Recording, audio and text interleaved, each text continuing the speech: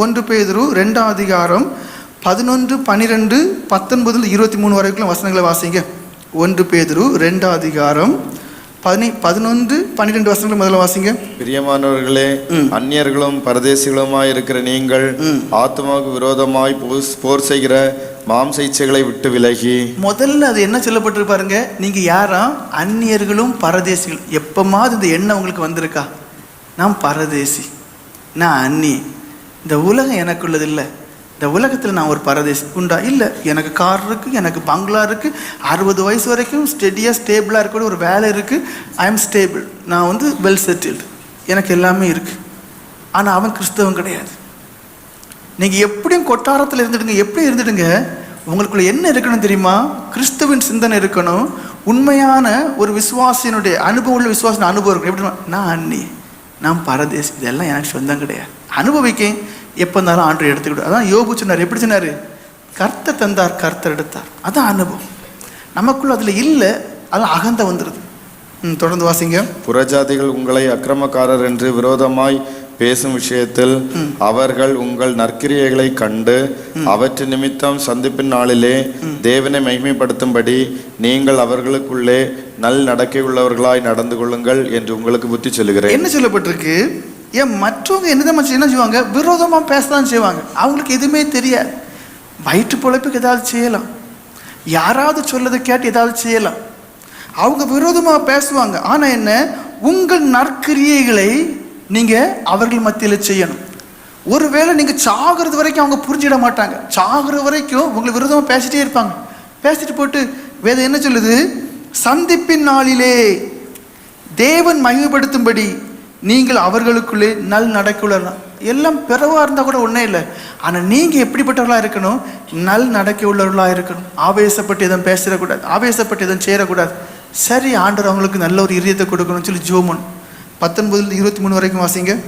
ஏனெனில் தேவன் மேல் பற்றுதலாய் இருக்கிற மனசாட்சி நிமித்தம் ஒருவன் அநியாயமாய் பாடுபட்டு உபத்திரவங்களை பொறுமையாய் சகித்தால் அதுவே பிரீதியாயிருக்கும். நீங்கள் குற்றம் செய்து அடிக்கப்படும் போது பொறுமையோட சகித்தால் அதனால் என்ன கீர்த்தி உண்டு? நீங்கள் நன்மை செய்து பாடுபடும் போது பொறுமையோட சகித்தால் அதுவே தேவனுக்கு முன்பாக பிரீதியாயிருக்கும். என்ன சொல்லப்பட்டிருக்கு? நன்மை தான் செய்யணும், ஆனால் துன்பம் அந்த வழியில் வரதான் செய்யும். நீதிமானுக்கு வரும் துன்பங்கள் அநேகம் என்று சொல்லுவோம். நீதிமான் யாரு? ரட்சிக்கப்பட்ட ஜனங்கள். நீதிமான் யாரு? அவருக்கு பயந்து நடக்கூடிய ஜனங்கள். நீதிமான் யாரு? தேவனுக்கு பயந்து தேவஸ்தம் சேர்ந்த ஜனங்கள். வேதம் என்ன சொல்லுது? இந்த உலகத்தில் அவன் சாகிற வரைக்கும் அவனுக்கு அநேக துன்பங்கள் வரும். ஆனால் என்ன? ஒன்றும் மேற்கொள்ள விட மாட்டார். வரும், கஷ்டம்தான், நெருக்கம்தான், வேதனை தான், சோதனை தான். ஆனால் என்ன? அவருடைய கரம் இருக்கும். இங்கே என்ன சொல்லப்பட்டிருக்கு? நீங்கள் நன்மை செய்கிறீங்க, வர்றது வேண பாடுபடும் போது என்ன செய்யணுமா? பொறுமையோடே சகித்தால் அதுவே தேவனுக்கு முன்பாக பிரீதியா இருக்கும். அப்போ உங்களுடைய வாழ்க்கையை பாருங்க. நன்மை செய்யணும், பாடுபடணும், பாடுகள் வருது, பொறுமையோட சகிக்கணும். 21 வசனம் வாசிங்க. இதற்காக நீங்கள் அழைக்கப்பட்டும் இருக்கிறீர்கள். என்ன சொல்லப்பட்டிருக்கு பாருங்க? இதற்காகவே அழைக்கப்பட்டிருக்கிறீங்க. அப்போ ஏன் நமக்கு வாழ்க்கையில் ஒரு வீழ்ச்சி வருது? என்ன சொல்லப்பட்டிருக்கு? இதற்காகவே அழைக்கப்பட்டிருக்கிறீங்க. எதற்காக? நன்மை தான் செய்கிறோம், ஆனால் நன்மை செய்யும்போது அது அவங்களுக்கு புரிஞ்சுக்கிட முடியல. அவங்க உள்ளார்ந்த மனக்கண்கள் குருடா இருக்கு. அவங்க வாய்க்கு வந்தபடியெல்லாம் பேசுறாங்க. சகிச்சுக்கிடுங்க. ஏனெனில் கிறிஸ்துவும் உங்களுக்காக பாடுபட்டு நீங்கள் தம்முடைய அடிச்சுவடுகளை தொடர்ந்து வரும்படி உங்களுக்கு மாதிரியை பின் வைத்து போனார். பாருங்க, இதுதான் மாதிரி. அவர் அடிக்கும் போது அவர் பதில் பேசல. பாரு, நான் தான் ஆண்டவர், உன்னை நியாயம் திருப்பம், பாரு, உன்னை நரகத்துக்கு போக சொன்னாரா?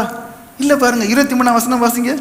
அவர் வையப்படும் போது பதில் வையாமலும். எனக்கெல்லாம் ஆச்சரியமா இருக்கு இதை படிக்கும்போது. ஏன்னா நமக்கு எல்லாம் அதிகமா டேய் என் மேல கையில வச்சுட்டா பாரு, அப்படி ஆண்டு நீ என்ன சிலுவையிலே அறையா நியாயத்திருப்பினால நான் தான் இருப்பேன் பாரு, உன்னைய கையங்காலையும் கட்டி நரகத்துல எவ்வளவு தாள கீழே போடுவேன் பாரு.